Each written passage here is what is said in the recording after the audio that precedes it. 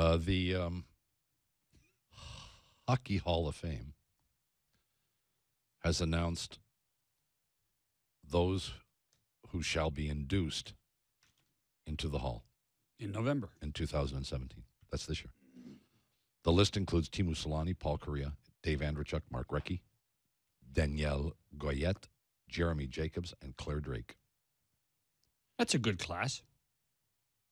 Haven't thought much about it, but no, it's a good class. Sounds okay. Yeah. A lot of people, though, isn't it? I think that's as large as they can go. I could be wrong, but I think that's as large as there are limits. Oh, yeah. Well, let's find out. Here's the president of the Columbus Blue Jackets and the Hall of Fame Selection Committee chair. Ooh. Oh, here's John Davidson. Wow. Are you home yet? Yeah, I'm home. It was a nice 8.5-hour drive. It was wonderful. Intermittent rain, no snow, no hail, so everything was fine. No construction? All I know is driving from Toronto to try to get to Buffalo at 4:30 in the afternoon, even if it's a Monday, it's absurd. All the more to listen to primetime sports on the radio. There you go. If you hit 10 miles an hour, you're doing well. Well, here's the answer to that, Davidson. Don't leave at 4:30. He was invited for dinner. He said, "I stop and have dinner." Well, he should have had dinner and then left at 7. I invited him for dinner, and he'd have been home by 8:30. Same time. Yeah. You probably would have been the same time. You were invited for dinner. Air Canada. Yeah, I appreciate that. Yeah. Air Canada cancellation, and I just it's just one of those days. But I got some phone calls in. And it was good. It was good. No problems. Right. Got to the border in Buffalo. I was the only car going through, so that was a good thing. And I've never been to Erie, Pennsylvania before, so that was good. Oh, so you did a lot of firsts in your life there, Mr. Davidson. Yeah, absolutely. No question. Now, by the way, what? Have you recognized Shannon? I saw Shannon in Buffalo the other day. I didn't even recognize him. And he's wasting we were away, in isn't Chicago. You're so bad. We were in Chicago. You can't remember. Oh, yeah, that's right. It was Chicago. I've been everywhere. How many pounds are you down now? 38. I've leveled off a bit. 38. Yeah. That's good. Yeah. What about you, Bob? How much have you lost? I'm still at 16. I'm hovering. Well, if you stop going to golf tournaments. Well, if I stop eating at golf tournaments. That's right. Well, I had nothing else to do. It was so bad, I had to eat. Anyway, that's neither here nor yon. Mr. Davidson, is there a limit as to how many people can get induced into the Hall of Fame in any one sitting? Yeah, in the players category, it's up to 4. So there was a full slate with 4. Okay. And then in the players category with the women, we took 1. And the builders category, you go up to 2. So you were full. 7 people, yeah, full. It was good. I must say, it was a great 2 days. It was a great 2 days with everybody. We got into a lot of different issues and things, and we were very happy with the class. As someone who doesn't, accurately keep track of who's in and who's out, I am quite surprised that Jeremy Jacobs. I thought he was in already myself. I would have thought he was in 20 years ago. That's right. It's always interesting when you get people. Our committee is 18 people, and you have terms, so people change.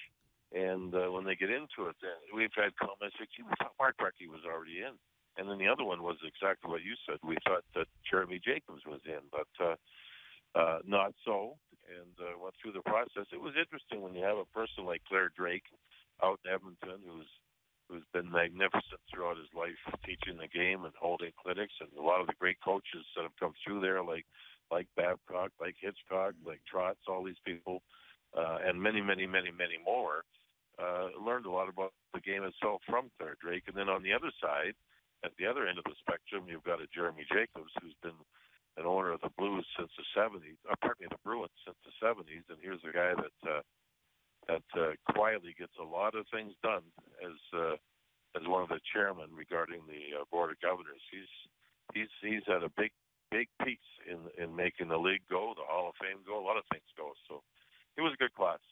Interesting to know that Teemu Selanne and Paul Kariya go in at the same time. Have been great friends for many years and had the same agent. And he's actually one of those few agents I think probably deserves to be in the Hall of Fame himself, and that was Don Baisley. So a guy who's been around the game as long as you have would have had to have a smile on his face for a guy like Baisley, who passed away, I think, 2 years ago, and two of his greatest clients are in the Hall of Fame again. Yeah, at once, at the same time. Don was always giving of his time. I know myself when I was younger, we'd go to Winnipeg and I'd call him and we'd have lunch. And you know, he was an interesting man who looked at maybe a lot of people can learn that when you look at things and try to get things done, you don't have to be a Democrat or a Republican. You can just get things done. Just because you're on one side of the aisle or the other, you don't have to stay with that and absolutely go against the other side's ideals. And Don Baisley always did try to do something that was better for the game. And he was a tough negotiator, a good negotiator, got things done for his clients. And the clients that he had are extremely loyal. Last night during this nice jaunt to Columbus from Toronto, I reached out to Paul Correa because he was with us when I was in St. Louis for 3 years. And Paul was ecstatic. I mean, just ecstatic. He said he didn't get the calls at first because he was actually surfing. But when he got in and he saw all the calls, and then he saw one from Tamo, and he was thrilled. He also told me that he went into the British Columbia Sports Hall of Fame with Mark Recchi. So Recchi and him are on the same class too, as you know. So yeah, he was just doing cartwheels. He was just absolutely thrilled. The Andreychuk story interests me a little bit more, Mr. Davidson, because it's been, nearly 20 years or so since he played. Yeah. Right. How do you... 10 years. No, longer than that. Well, he hoisted the cup in 2003. That's right. And so then it would take three more years for him to be eligible. So it's 10 years since he was eligible. Well, nonetheless, it's been a while. I'm wondering how you evaluate the process of determining now that a guy is worthy of the Hall of Fame, where for several years it was determined he wasn't. Yeah, you see that in all the different sports Hall of Fames, how that happens. The one thing I can tell you is that people on the committee change, and so the voting process is the same, but the people doing the voting change. Also, when you have limits with the amount of athletes that go in, sometimes when you go up against the slam dunk guys, you don't have a chance. Other years, it's not quite as if you look at this year, it's an excellent class. But and let's be honest, Tamo Solani, it was kind of a slam dunk type guy. Yeah, you'd say, yeah. So yeah, for sure. And so then you look at it, and there's openings there. Is this the year that if I'm going to nominate somebody, I look at it and I go, this might be the right year to nominate such and such because he's going to have to go in against these particular players, and his chances might be pretty good. So that's kind of how it works. And people change minds. I know that, with Dave Andreychuk, his reputation at first was a pure goal scorer and a power play pure goal scorer. And it was very, very good. It still holds the record for the most power play goals in the NHL in history, more than Brett Hull, more than a whole bunch of guys, everybody. And he became, as he moved along, a much more of a complete player. He took the big face-off when they beat Calgary late in the game when they were shorthanded in Game 7 to win the Cup. John Tortorella coached Dave Andreychuk, and in talking to Torts regarding Dave, he said one thing that really bucked him was a lot of people thought he was just a tall guy, big guy who could score some goals, and he wouldn't go to the tough areas. And he was adamant. He says he was not soft. This was a player that would go to the hard areas, score the goals, and get the job done. He really spoke highly of him. He actually made him. Remember this. Tortorella is the guy that made him captain in place of Vinny Lecavalier in Tampa Bay, and they went on to win the Cup. So, when you get opinions, you get thoughts. People sometimes change their minds too. The other thing, though, a guy like Recchi in the last 4 years, unable to get through it. But is it just as simple as saying that with the changeover of bodies on the committee and the level of class that he could be up against? Mark Recchi's got numbers that are unbelievable. Yeah, absolutely. Yeah, he does. There's no question. And it's people that present the nominee can be very helpful if the presentation is done properly. and in turn, it's thought-provoking. And say hypothetically, and this is a hypothetical, say he was nominated last year, and some people were against it. Well, then they have a full year to do their homework. And if it gets renominated, they even know more about him because they heard something from the presenter. Then they can go and do their research and dig in even more and change minds. I'll be honest with you. I can remember a number of years ago when I nominated, and I shouldn't even say this, but Joey Mullen was nominated. And a lot of people didn't really know a whole lot about Joey Mullen, this U.S.-born guy that got quite a few goals. But when you dig into it and think about him starting his career as a rollerblade player at Hell's Kitchen, which is the middle of Manhattan, where at that time you were more concerned with staying alive than anything else, and he developed into an all-star player and a player that scored well over 500 goals at the NHL level. These are remarkable stories, and it shapes people's thoughts and minds. That's how it works. With John Davidson, the president of the Blue Jackets, and also the committee chair of the Hockey Hall of Fame Selection Committee. So I have been critical from time to time of the Hockey Hall of Fame selection process from this standpoint only, that it is, this secret handshake society, and nobody tells anybody. You're not allowed to talk about what you did in the room and blah, blah, blah. And I've had some experience, being on committees similar to this, where you're electing or choosing somebody, athlete of the year in Canada, as a point of fact, for 10 years. And the first thing I did is, I was told, well, you don't talk about it, and immediately came on the air and talked about it. And nobody really said anything and realized, hey, you know what? This is good for us because now we have a more open dialogue. It's not, people are aware of what the process is. They now understand how hard this process is to do, and I'm sure it is with you as well. And I think it's generally become an accepted part of, in this case, the Lou Marsh Trophy. So as the top gun, if you will, in the selection committee, how do you feel about the secret club? When I first got there, I had the same thought process that you have. And as I've worked through this now, and it's been almost 2 decades for myself being a part of this, I've understood that a number of the players who had been nominated and had gotten out that they were nominated and didn't get in, they would call people with the hall and say, please, don't get my name out there. I don't want to have to answer calls. I don't want to feel the embarrassment of it.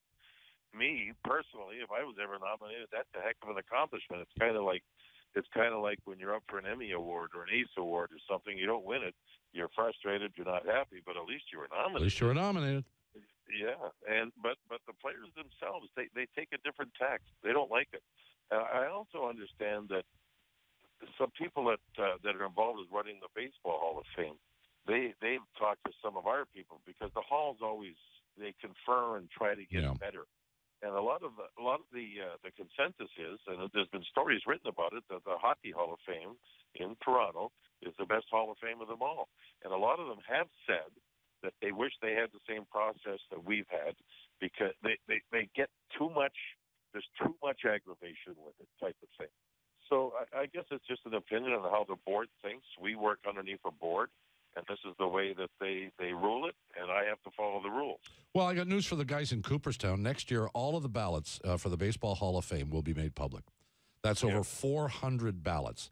And right now, you can get a lot of them. You can find a lot of them. Guys publish them in their newspapers or put them online or whatever.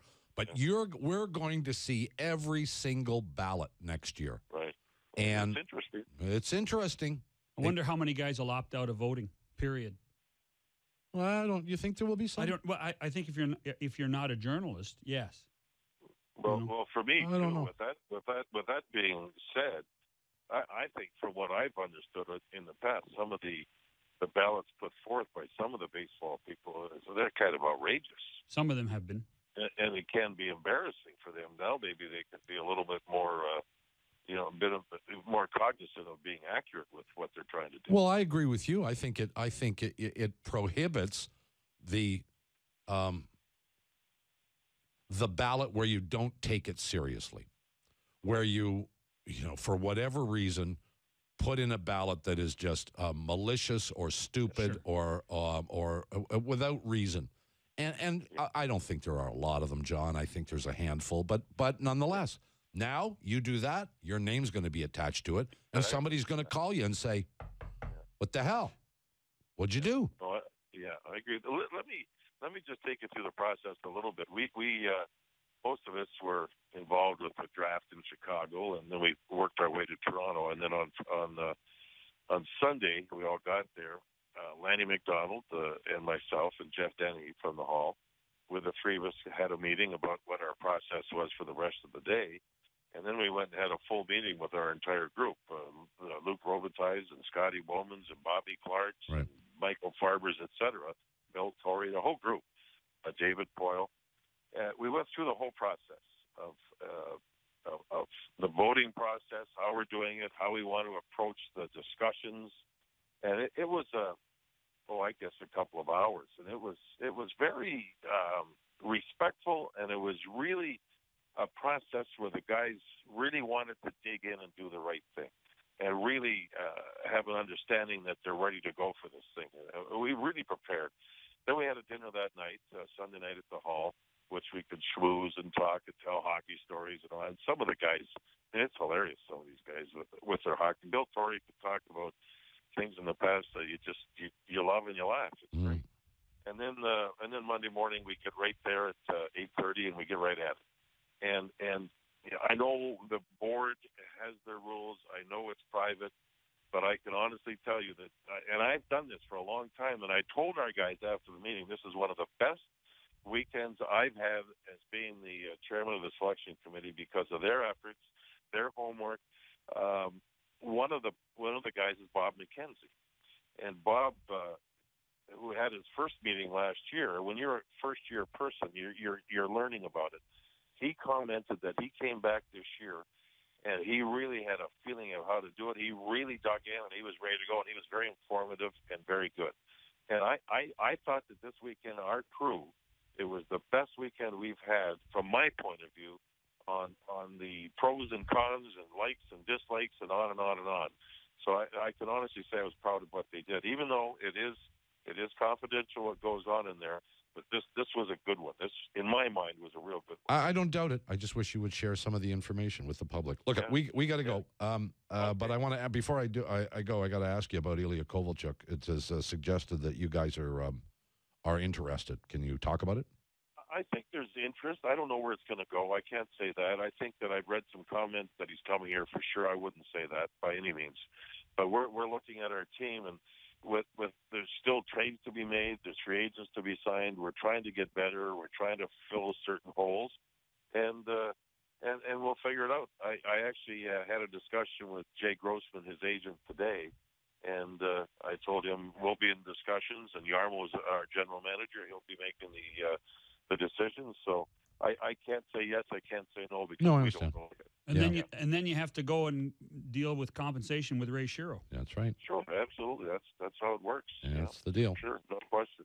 Okay, guys. JD, we got to go. We thank you for your time as always. Have a great summer. We'll talk to you soon. Yeah, you too. Good talking to you guys. Hit them straight, huh? Yeah, pal.